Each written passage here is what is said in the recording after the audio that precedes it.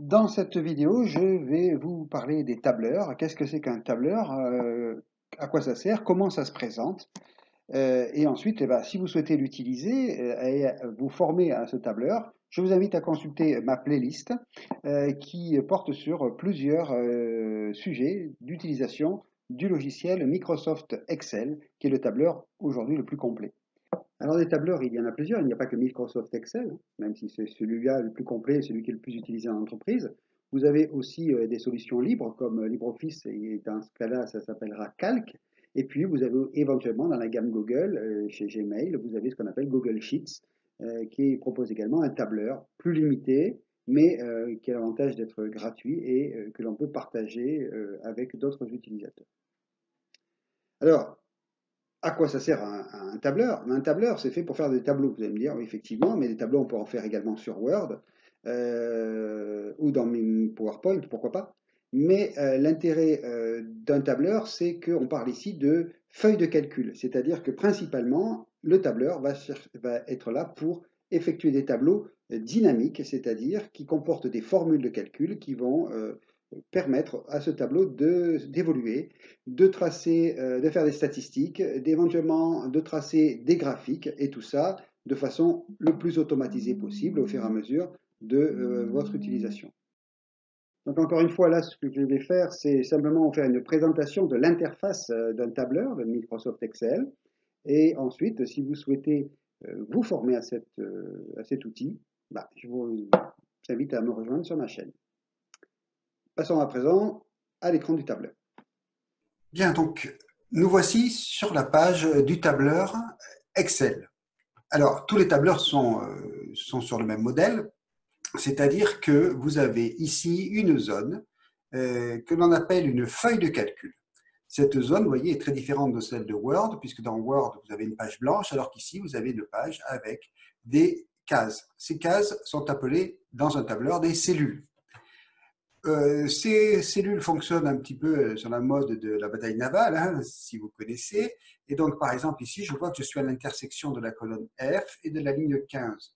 Ces coordonnées sont rappelées ici, dans l'angle. Vous voyez, je suis bien dans la cellule F15. Si je bouge, on change. Je suis maintenant en B6. Et donc, c'est dans ces cellules que vous allez pouvoir saisir indifféremment du texte ou des nombres. Ces feuilles sont très grandes, puisque en fait, on compte ici, vous voyez ici des numéros de lignes, il y en a 1 048 000 lignes en tout, et même un petit peu plus. Et ici, vous avez des colonnes, et là aussi, il y en a beaucoup, puisque vous avez plus de 16 000 colonnes à votre disposition.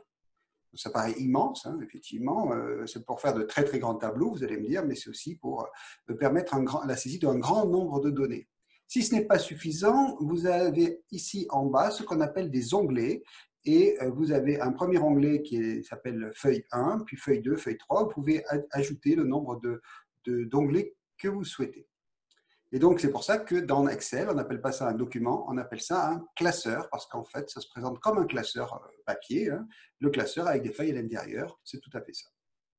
Au passage, lorsque vous sauvegarderez votre document, vous sauvegarderez le classeur et non pas la feuille sur laquelle vous vous trouvez au moment de cliquer sur la disquette d'enregistrement.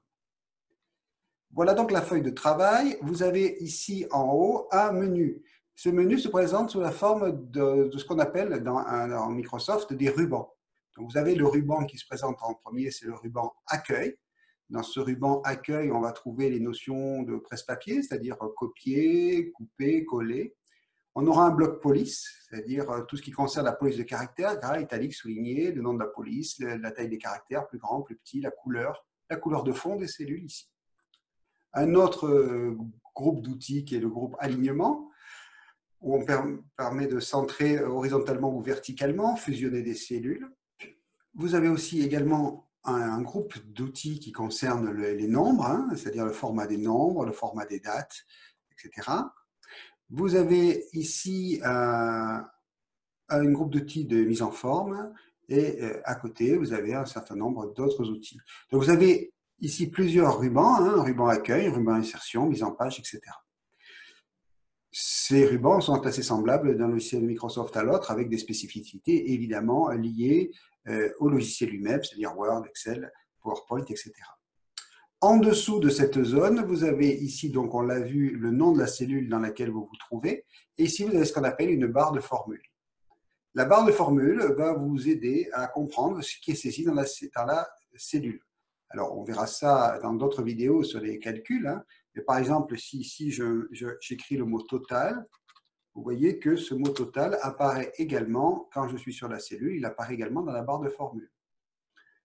Par contre, si ici j'écris égal 12 plus 3, il va me marquer 15 dans la cellule. Par contre, je vois dans la barre de formule qu'il m'explique ce qui a été saisi réellement dans la cellule à cet endroit-là. Ce n'est pas 15 qui a été saisi, mais c'est le calcul 12 plus 3. Donc voilà à quoi sert la barre de formule. Voilà, donc vous avez un petit peu idée maintenant de ce que c'est qu'un tableur, à quoi ça peut éventuellement servir et comment se présente l'écran de celui-ci dans le cadre de Microsoft Excel. Maintenant, si vous voulez vous lancer, n'hésitez pas et vous savez que vous pouvez toujours me rejoindre sur ma chaîne pour en savoir davantage sur ce tableur. Vous pouvez également aller sur mon site dédié à Excel, www.admexcel.com, où vous trouverez beaucoup d'informations sur ce tableur et notamment une série d'exercices pour vous entraîner et apprendre à utiliser Excel. Je vous remercie pour votre attention. À très bientôt. Voilà, si vous avez aimé cette vidéo, je vous invite à vous abonner de façon à retrouver l'ensemble des vidéos de cette chaîne. Merci.